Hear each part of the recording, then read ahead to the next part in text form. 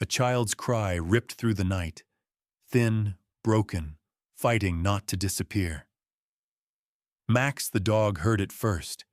He was up before the man could move, body tight, ears forward, that heavy silence that means danger is close.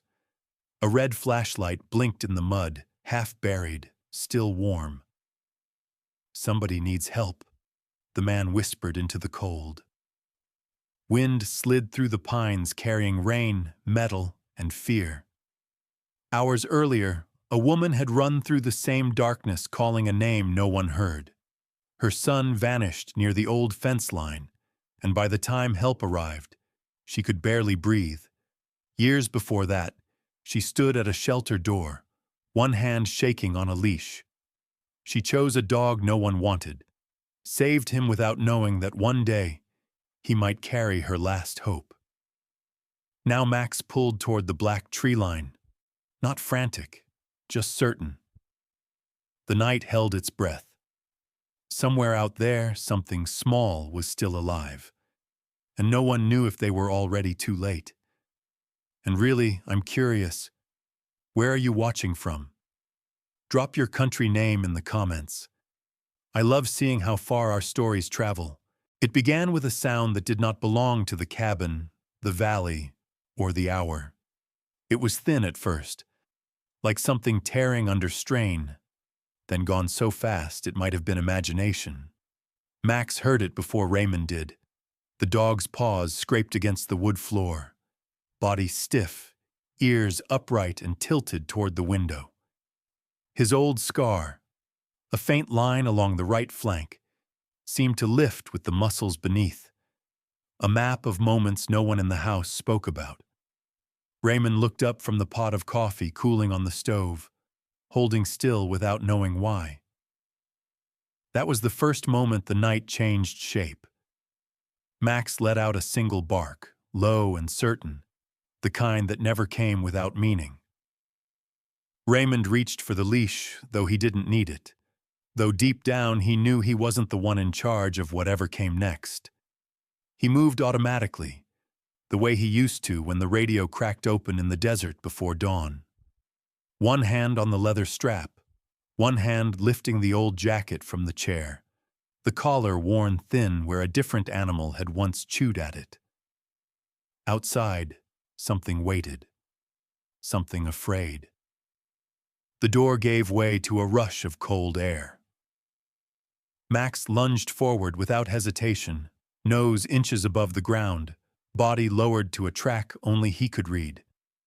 The world outside was slick, the ground still heavy with yesterday's storm. Mud sucked at Raymond's boots, pine needles clung to the hem of his jeans, and a smell drifted over the wind. Metallic, sharp, unsettling. Lightning had passed through these woods at dusk. The air carried that charged, unsettled taste of something broken, but not yet finished. Raymond's breath turned harsh in his throat, and that old ache behind his ribs, the one doctors never named, flickered awake like an ember someone had breathed on.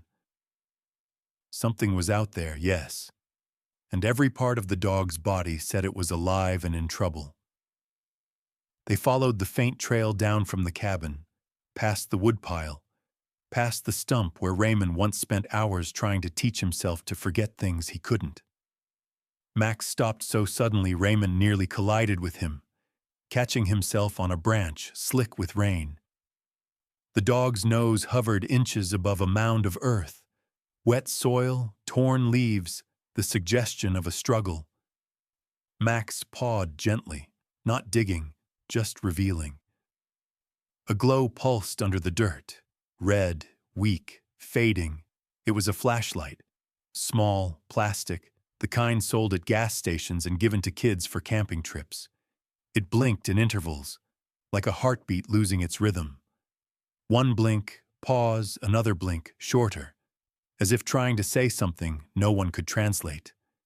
Raymond crouched and brushed away the mud. The casing was still warm. Someone had been here minutes ago. Someone small.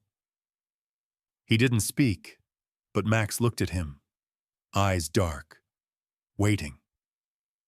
The wind breathed through the trees, lifting loose needles, carrying that metallic scent again. Raymond slipped the flashlight into his jacket pocket, feeling the faint throb of light against his chest, like a second pulse. He let Max lead on. They moved deeper into the trees, careful steps, nearly silent except for Raymond's breathing and the muffled squish of mud underfoot. Memory rose without asking. A different light, a different night. Years ago when Raymond once stood over a fallen friend in a desert ravine. He remembered the radio hiss, the smell of burnt rubber, and the knowledge that he had been 1 second too slow. No one at the cabin knew that story, not even Max. But something in the dog's insistence, in the blinking little light, made that buried hour crawl up from the dark place it lived. Max paused again, his head tilted, ears slicing the silence. Nothing moved, and yet something did. The woods were thick here, branches interlocked overhead, shutting out most of the moon. Raymond saw Max's tail drop low, the muscles along his shoulders tightening into one sharp line. The dog's gaze fixed on a tangle of brush just beyond the creek bed. Raymond listened. Nothing. Then, faintly, like a thread unraveling, a voice, a child's voice. Not words, just a sound made of fear and air, breaking open and disappearing. Raymond felt his pulse climb into his throat. He hadn't heard a voice like that since Afghanistan, when villagers called for help outside a collapsed wall. There was something about a plea spoken too softly, something that lived forever in the body. Max moved forward again, slowly this time, each paw placed like a decision. The smell changed. Less metal now, more human. Sweat, dirt, and something fragile. Raymond saw impressions in the mud. Small patterns, a drag mark, then scattered leaves like someone had stumbled, crawled, or been pulled. His fingers shook without his permission. He tried to slow his breathing, to force calm into his chest. But his heartbeat answered back with a speed he hadn't felt in years. They reached a bend in the trail and found a torn branch. Green wood freshly snapped, and beneath it, an imprint about the size of a hand. Raymond leaned down, touched the spot, felt the moisture of rain still clinging to broken bark. He stood again, searching for movement, sound, anything. His voice came before thought, soft, almost accidental. "Easy, Max." That was one of the 2 sentences he allowed himself tonight. Max's head lifted sharply. A growl, barely there, but enough. The dog's paws shifted, angling toward the downhill slope. The cry came again, closer, clearer, caught in the wind and thrown against the trunks. It lasted half a second, then cut off like someone had covered a mouth. Raymond swallowed. The forest felt suddenly alive with breath and memory. He could sense Max measuring choices, forward, left, pause, listen, then forward again. Downhill, into the brush, toward a place the light could not reach. The old flash of pain behind Raymond's ribs surged, and he gripped the leash tighter, though Max needed no guidance. At the base of a large pine, something else gleamed. A scrap of blue fabric snagged on a broken fence post. Children's size. The edge frayed, thread dangling like nerves pulled thin. Max sniffed it once, twice, then looked up the trail as if he expected something to step out of shadow. The night held still around them. The blinking red light inside Raymond's jacket pocket throbbed faintly against his chest. He realized he was holding his breath. He let it out slowly, watching it fog in the chilled air. Then it came. Faint, breaking, unmistakable. A child's voice somewhere just ahead, echoing through the trees, closer than before. The sound stopped all thought. It is happening now. And nothing in the valley was quiet anymore. Max's growl held the night open for one heartbeat, then faded into a low vibration beneath the trees. Raymond tightened his grip on the leash, though he knew the leather strap meant nothing now. It was instinct more than control. The old habit of a man who once depended on a measured pull to keep chaos from winning. Max's body leaned toward the darker side of the forest, where branches crossed overhead like ribs closing around a secret. The smell of wet earth rose again, sharp, metallic, urgent, and Raymond let the dog lead, boots sliding, breath visible in the cool air. Headlights shattered the darkness behind them. A beam swept across the trees, catching the faint gleam of rain on bark, then stopped. A car door opened with tired hinges. Sheriff Walt Danner stepped out of his dusty cruiser, shoulders hunched, one hand rubbing the back of his neck, as if he carried the worry there like a physical weight. He looked older in the dim light than he did in town, older than 60. His gray hair flat against his forehead from hours in the damp. He didn't raise his voice. He didn't have to. "A boy went missing at dusk," he said. "Son of the woman who rescued a dog from being put down years ago." Raymond felt the words settle heavy, as if they sank through the mud and anchored deep in the roots. Life circled back. Sometimes it was gentle, a memory, a kindness. Sometimes it came like a fist to the ribs. Max seemed to hear something inside that sentence, too. His tail lowered, eyes sharpening. Then he turned his head and dove toward the broken fence just beyond the cruiser's headlights. The post had snapped cleanly, wood splinters pale against the wet ground. Max pawed at the mud where something had scraped past in a hurry. A smear of blue fabric clung to the edge, small, torn, bright even in the low light. Raymond crouched and brushed his thumb along it. Children's cotton, maybe from a sleeve or a backpack. The forest felt colder suddenly, as if the night itself understood what that meant. He ran a hand down Max's spine, fingers pressing into the fur and muscle, a silent exchange of urgency. "Show me," he whispered. That was the first bit of dialogue of the night, barely more than breath. The wind shifted like someone opening a door somewhere unseen. Max's nose lifted, freezing mid-air. Then he stiffened, every sense locked onto the scent just released. In one swift movement, he surged forward, pulling Raymond off balance.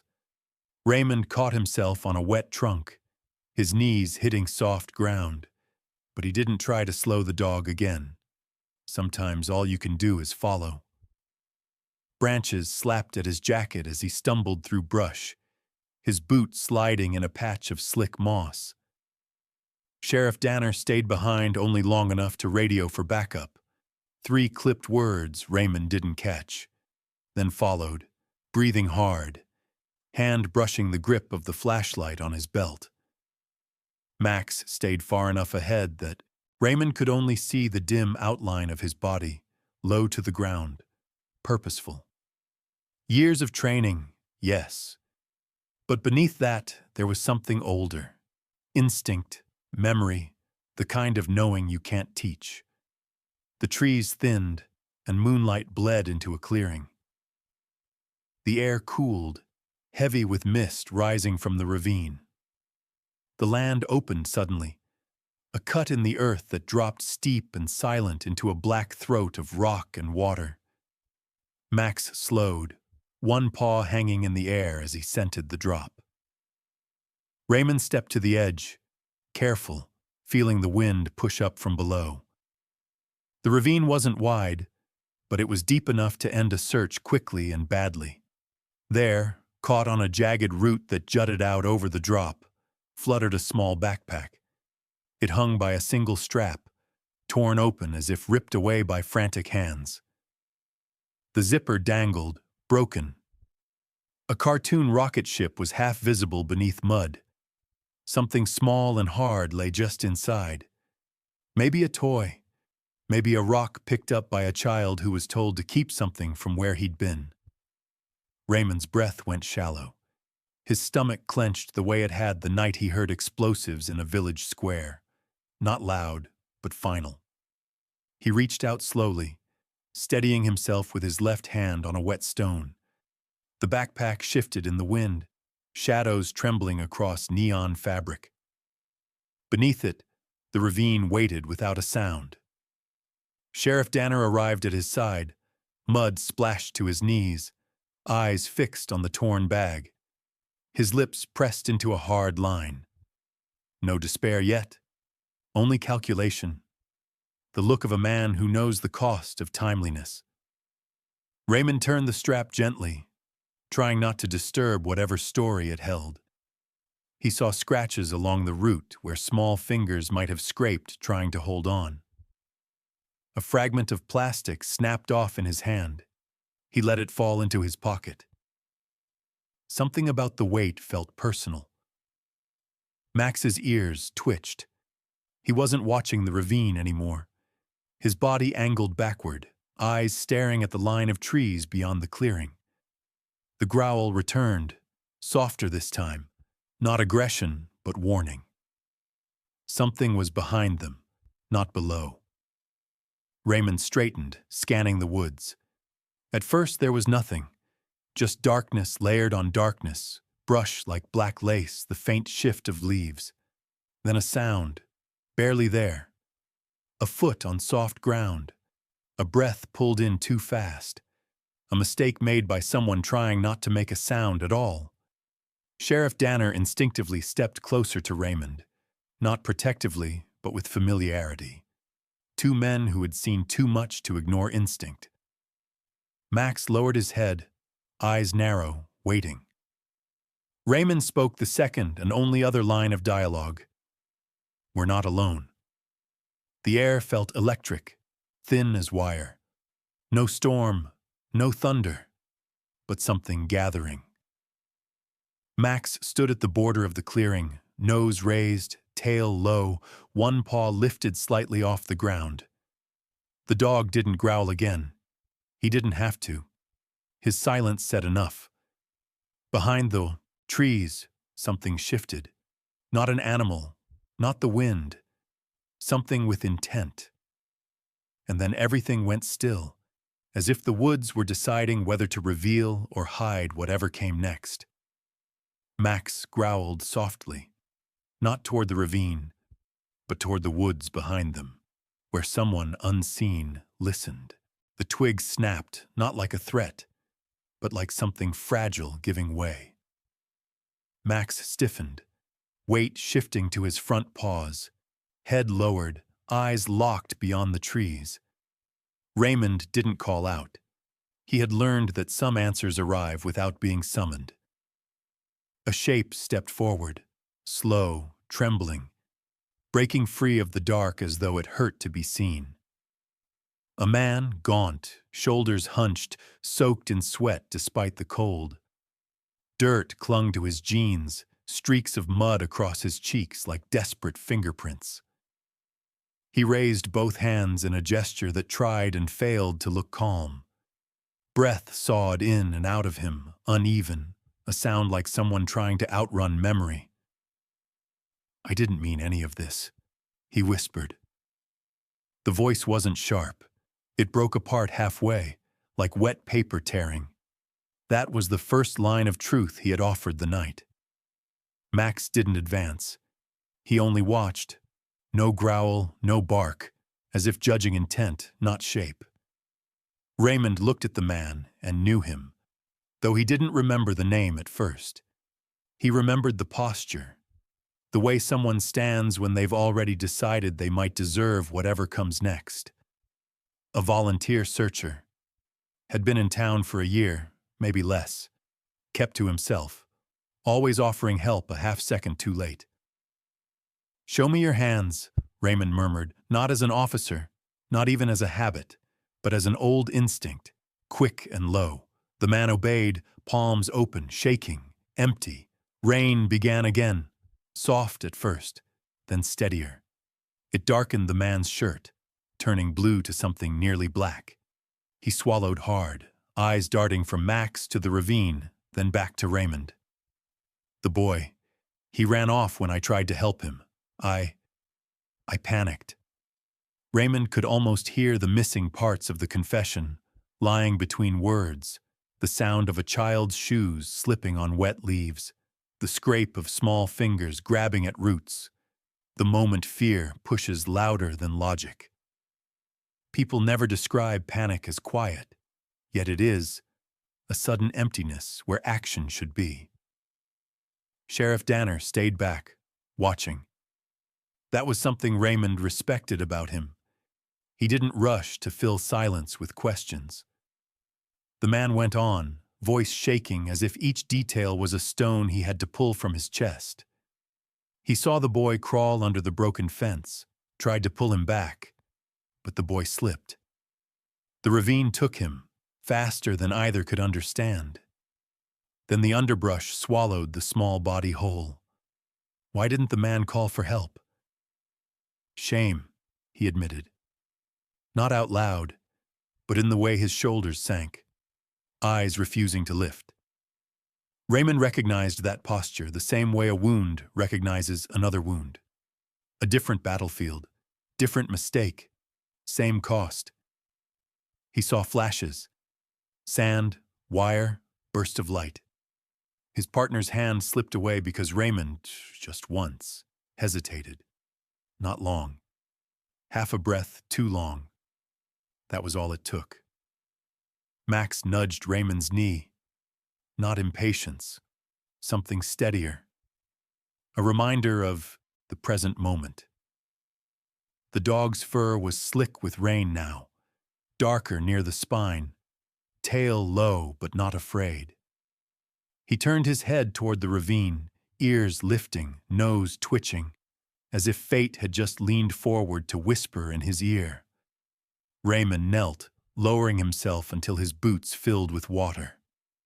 The ravine looked deeper from this angle, a narrow cut in the earth choked with shadows and fading moonlight. Thick roots curled outward like frozen waves. Something metallic flickered, but vanished just as quickly. Raymond dipped a gloved hand into the mud, felt a rip in the soil, fresh, sharp-edged. The imprint of a shoe, small. His heartbeat shifted, slow but heavy. "Tell me where he fell," Raymond said, the second and final line of dialogue in the chapter. The man pointed at a jutting ridge halfway down, where leaves gathered in a dark knot.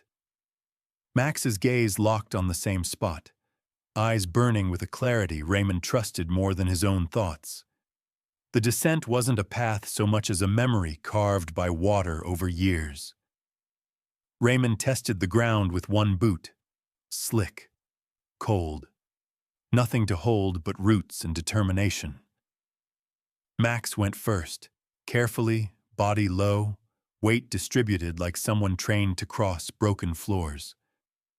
Raymond followed, sheriff behind, the man stuttering apologies that didn't change anything now. Halfway down, a gust of air rose from the ravine, smelling of rock, wet leaves, and something human, faint but unmistakable. Max paused, every muscle stilled, rain pattered on branches above them, tapping like restless fingers. In the slant of dying moonlight, Raymond caught a glimpse. Threads of fabric tangled in the mud, something plastic broken, maybe from a toy, and a streak of red, too bright to be from soil. His pulse stumbled. He wiped rain from his eyes. There, tucked in a twist of roots, he found a small object, a rubber dinosaur, its tail snapped clean off, speckled with dirt. Something a child would have held tight in the dark. Raymond closed his hand around it, felt the cold rubber press into his palm like guilt. A memory surfaced, uninvited. A child visiting the unit years ago, handing Raymond a little green army man with chipped paint, saying, to keep you from being scared. He had lost it somewhere overseas, a detail that returned now for no reason except to remind him of something he once believed, that he could always protect someone smaller than himself. Rain thickened, sound growing louder, more urgent. The man above them sobbed once, quietly, a sound swallowed by wind. Sheriff Danner muttered into the radio, a low voice requesting a rope, lights, and paramedics. They were moving towards something final, Raymond knew. Not a resolution, but a reckoning. Max stepped farther down. His paws sank in shallow mud, leaving clean prints, tail still, head lifting slightly, nostrils expanding. Then he froze, body angled toward a cluster of dead leaves. His ears twitched once, twice. Raymond leaned close enough to hear the dog's breath over Rain. In the quiet, broken only by water and wind, came a sound so soft it might have been imagined. A cough, small, damaged, struggling, like lungs failing to understand why air suddenly mattered again. Raymond's heart lurched, every instinct sharpened. Max's tail lifted a fraction, and the dog looked back over his shoulder, eyes bright, full of something Raymond had not seen since before war. Certainty without cruelty, purpose without fear. The cough came again, weaker now, from the depths of blackness below. A child clinging to the last thread of sound. Everything that mattered narrowed to that breathing in the dark. Raymond slid his hand from the slick root, preparing to go lower, as rain hammered down and the broken cough echoed once more from the unseen place beneath them. Rain sharpened without warning, slicing through the air like thin wires. Raymond planted his boots, but the ground shifted under him, slick, breathing, alive. Max moved first, inching down the ravine with the low, careful steps of a creature born to read danger before it formed. His fur clung to his ribs, dark and glistening, each drop of rain flattening the bony line of his spine. The tail stayed low, not scared, but calculating. There was purpose in every shift of his weight. A flash of movement stilled him. Max crouched, ears pressed flat, head angled toward a hollow formed beneath a fallen log. Raymond followed the line of his gaze and saw a shape, so small it barely disturbed the mud around it. A boy, maybe 8. Cheeks streaked with earth and rain, eyes half closed, breaths little more than a flutter under his jacket. One hand still clung to the red flashlight, the one blinking weakly in the night like a dying heartbeat. Raymond lowered himself beside the child, knees sinking in the cold muck. He pressed 2 fingers to the boy's neck, feeling for a pulse. Weak, so faint it could disappear between 1 second and the next. But present. Present. Something inside Raymond's chest cracked open, thinly, like old ice under a first step. He didn't need memory to know the fragility of this moment. He had held a dying pulse before, and lost it. Max leaned close, nose brushing the boy's shoulder, breath steady despite the cold. The rain plastered his ears, eyes soft with something Raymond had seen only during rescues long ago, a refusal to let go. A sound rose beneath them, low at first, then gathering force. The earth rumbled like a restrained growl from the hillside above. Raymond looked up. Mud shifted, subtle as a breath, then again, faster. The ridge, the slope wasn't holding. From somewhere above, the man's voice tore through the storm, thin and terrified. The ground's giving way. Raymond's spine tightened. He didn't look up. He didn't look back. He only spoke one line, soft, nearly drowned by rain. "We're not leaving him." Thunder answered for both of them. Max lunged forward, placing himself between Raymond and the slope, body low, legs braced, muscles bunching in fluid readiness. The dog barked sharply, once, a warning, then again, deeper, the kind of bark that came from all the nights Max had once run into gunfire rather than from it. Mud splattered his chest, clinging to his fur like bruises rising beneath the skin. A shift, louder this time. The earth peeled, slow but unstoppable. Raymond grabbed the boy, drawing him close, cradling his head to keep his airway open. His fingers trembled around the tiny flashlight, its dying pulses striking his palm like a message. Behind him, the confessing man scrambled on the ridge, his silhouette barely visible through sheets of rain. He wasn't running now. He wasn't hiding. He was shouting instructions, voice breaking. There's a path on the left, a drainage line, that follows the roots. Raymond lifted his head, eyes locking on the vague outline of the man. Fear hadn't chosen selfishness this time. It had chosen to help. That was the twist. The man who broke things might now hold the only thread that could fix them. The hillside groaned. A slab of mud tore free, sliding, devouring leaves, stones, branches. Max shoved his body sideways, forcing Raymond to move 3 inches left. Small, insignificant inches that saved breath, saved space, saved time. Raymond didn't think. He let the dog lead. There had been a moment years ago when hesitation had killed someone he loved. Tonight, he moved when Max moved. Roots protruded from the rock like an outstretched hand. Raymond grabbed one with his free hand. The boy held tight against his chest. Mud surged past his boots, dragging at him with greedy fingers. Max leapt to higher ground, paws sliding, claws scraping rock, then spun, barking once, commandingly. Raymond didn't need translation. Up. He hauled his weight. Roots tore skin under his palm. The boy's breath came in soft, broken gasps. Raymond didn't speak. He couldn't afford words anymore. Max anchored himself above, shoulders trembling with strain, digging claws into the soil to keep from sliding. Rain washed over his muzzle, and for one long second, he resembled the dog Raymond had known in another life. The one who had pulled a soldier out of burning debris while shrapnel fell all around. Another rumble. Earth sheared away. Stones cracked and careened down. Raymond tucked the child against him and lifted with all the strength remaining.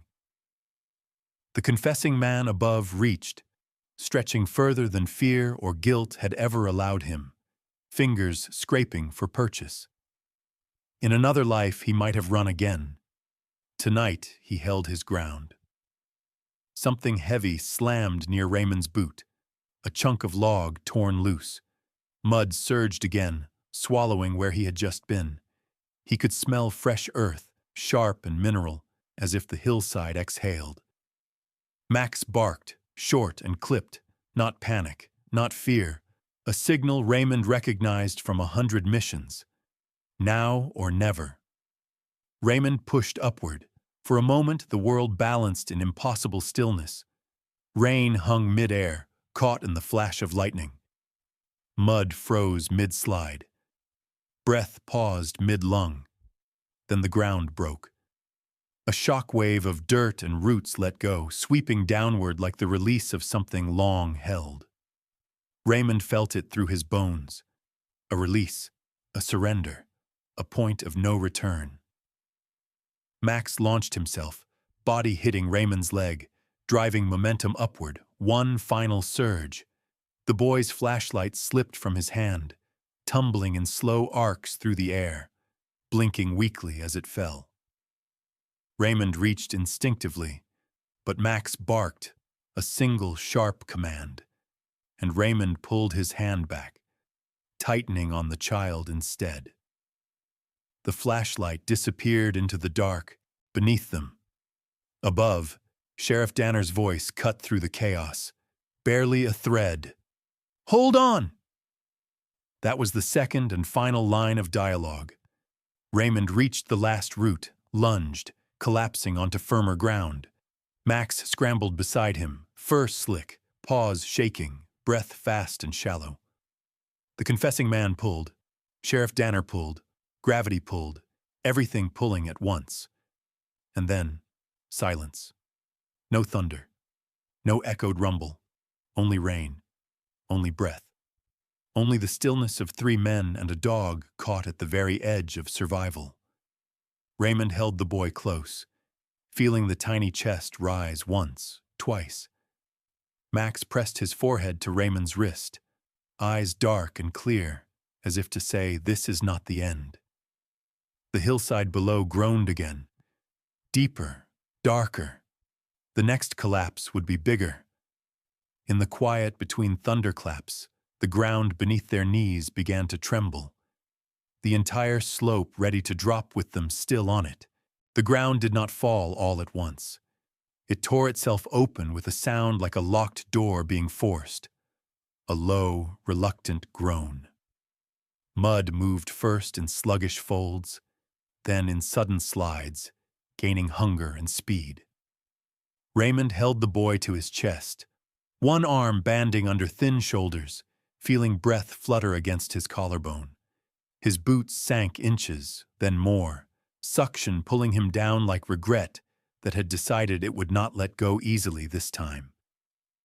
Max pressed against his leg, silent, steady, choosing presence over instinct. The dog should have run. Every nerve in his body told him to sprint for solid ground and save himself. Instead, he leaned in harder, anchoring Raymond, weight against weight.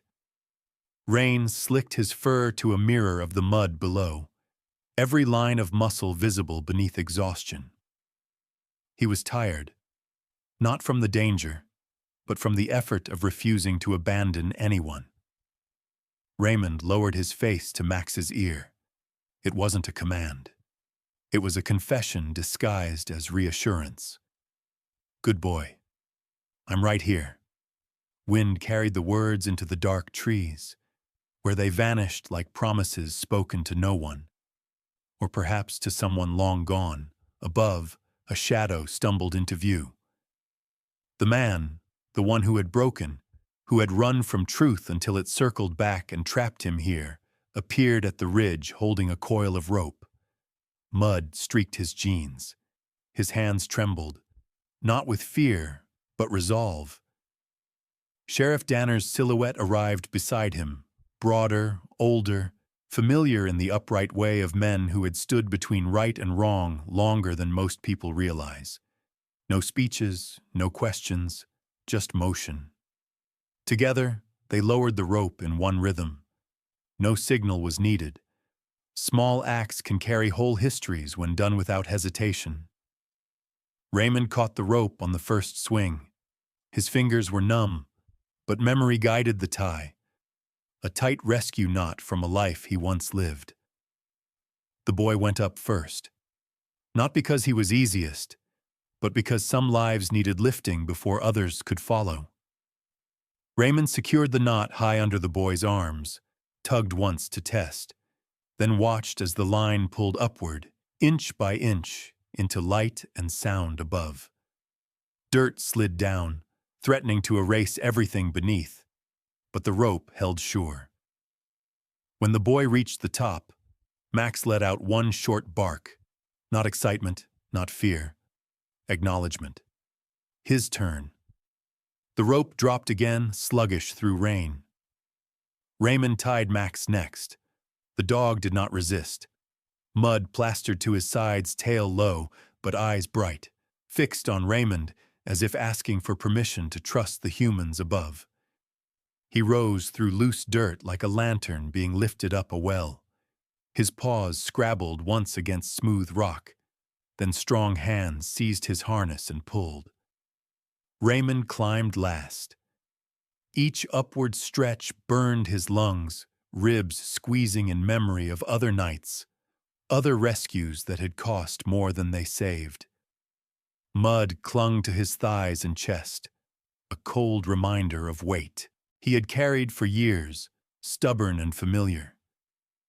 Halfway up, a shift in the earth yanked him back, but Sheriff Danner reached down, one arm braced in determination, hardened by seasons of regret and responsibility. "Hold on," the sheriff whispered low, voice steadying, the second and final line of dialogue in this chapter. Raymond grasped his wrist. Grip met grip. Two men linking past and present without needing to mention it.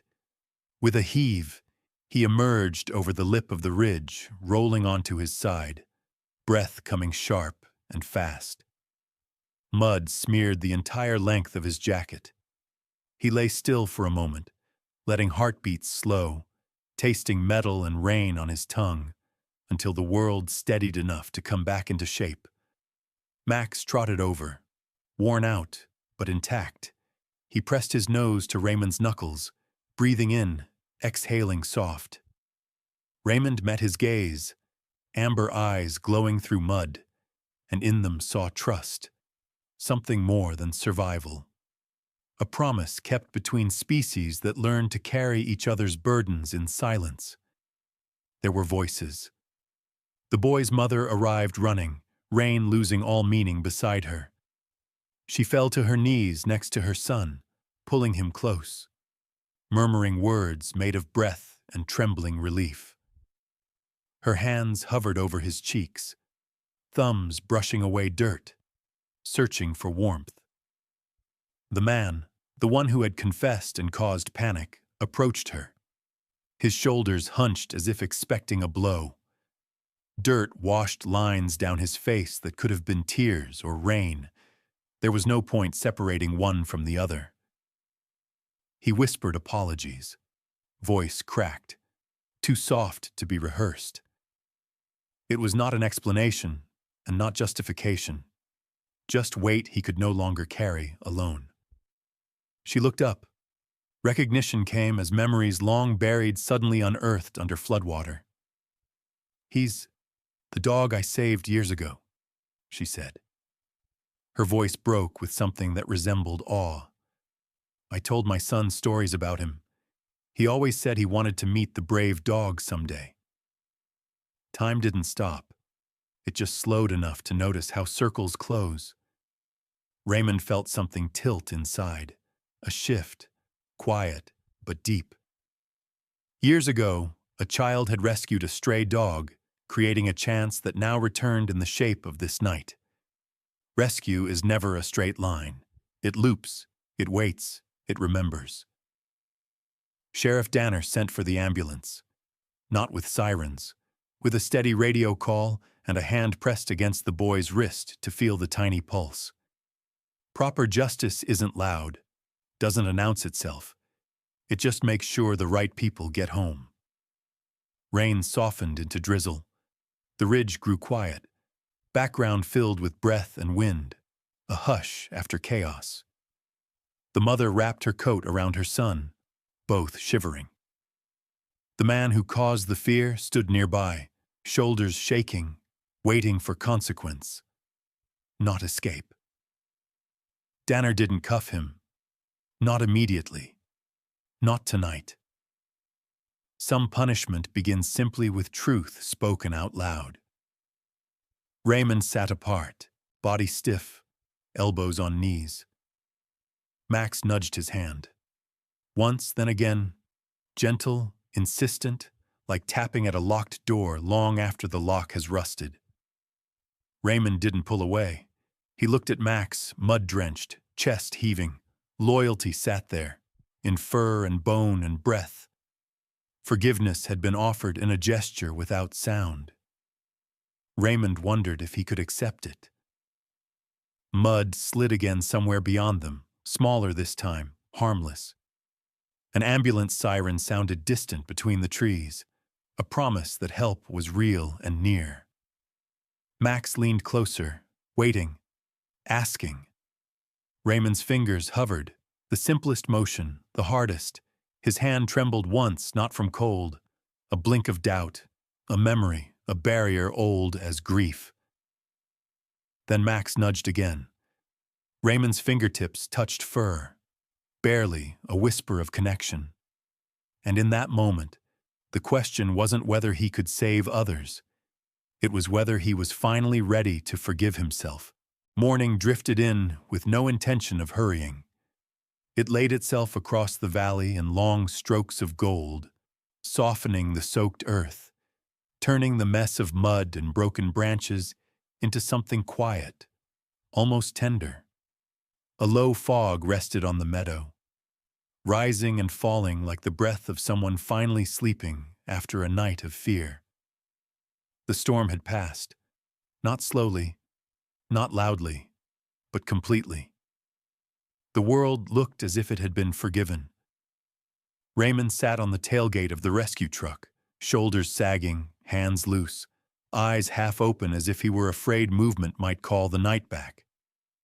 The boy, small and safe now, slept with his head tucked beneath his mother's chin. A paramedic hovered nearby, fingers on the pulse, quiet voice offering reassurance in short, steady rhythms. They worked gently, like they were afraid to disturb whatever grace had happened here.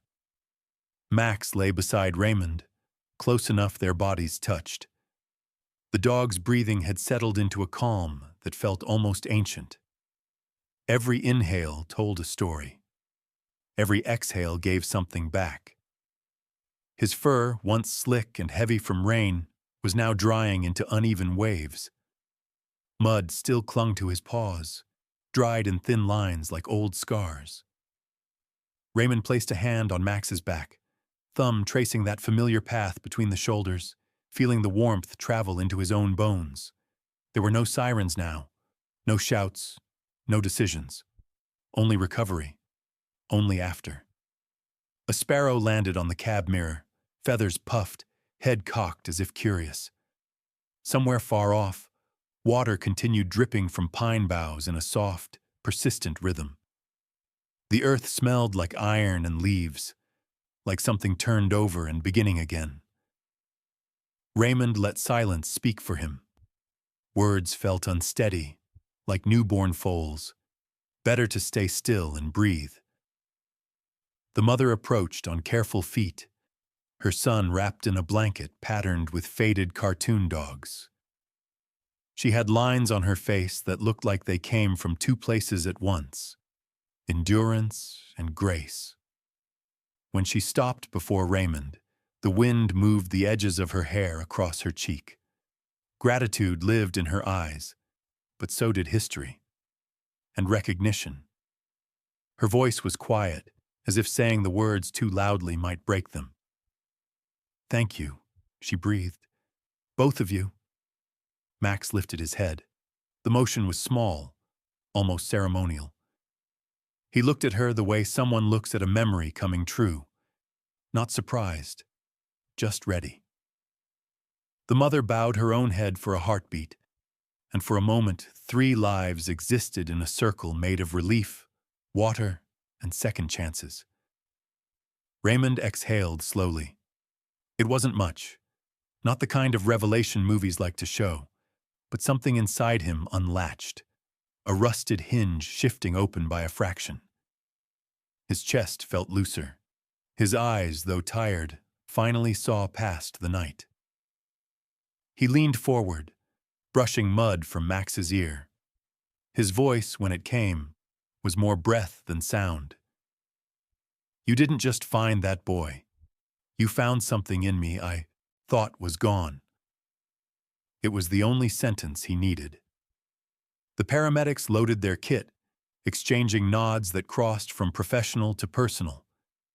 Sheriff Danner stood by the cruiser, arms folded, scanning the hillside as if daring it to move again. But the land was still, peaceful, settled. When his eyes found Raymond, there was no judgment, no distance, only understanding built on old failures no one talked about anymore. The sun warmed the valley inch by inch. A sheen of light slid across the wet logs, caught on broken twigs, and draped itself over the trail like a path someone could follow home. Fog thinned. Birds tested the day with tentative notes. In that in-between hour before life resumed, everything held the softness of survival.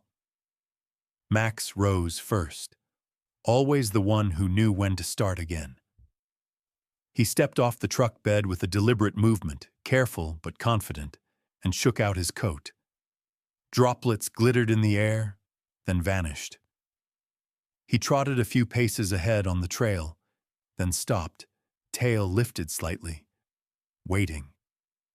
Raymond watched him, absorbed the simple truth of that posture. Dogs don't question whether they deserve another morning. They just take it and go. The boy stirred in his blanket, murmured something only his mother could hear, and then slept again. The paramedic gave a final nod. The sheriff closed the cruiser door. The forest, soaked and humbled, began its slow return to ordinary time. Raymond stood. His knees protested. His lungs pulled a breath that tasted like clean water. He lifted his pack without thinking. Weight meant less now. The trail home waited, marked not by fear, but by footprints and paw prints that would fade together under the new sun. Max waited at the crest of the path, where the light collected and held. When Raymond reached him, the dog turned, eyes bright. Bright as dawn, breaking clean on a life that almost didn't continue. He didn't bark. He didn't need to. Some endings breathe quiet. Raymond moved forward a step, then another. Max trotted ahead again, tail sweeping in long, easy arcs. Light ran through his fur like a hand stroking warmth into the world. The valley stayed silent, but not empty. There are storms that steal, and there are storms that return what was never truly lost, only waiting to be found again. Raymond followed. The quiet that follows a long night has a way of settling into the corners of the mind. In that quiet, the smallest things feel true again. The sound of steady breathing, the warmth of a hand resting where it belongs, the knowledge that courage often arrives quietly, one step at a time. Some stories don't end when the mission does. They rest in the places we don't speak about, reminding us that healing isn't sudden, just steady. There is loyalty that stays even when no one asks, kindness given without an audience, and hope that returns like sunlight creeping through a door left slightly open. We carry these things with us, sometimes without knowing, until a moment comes that asks who we really are. When that moment passes, what remains is not fear, but a calm understanding. We were never as alone as we thought. If this feeling sits with you tonight, you're welcome to stay a while and listen for the next story when the time is right.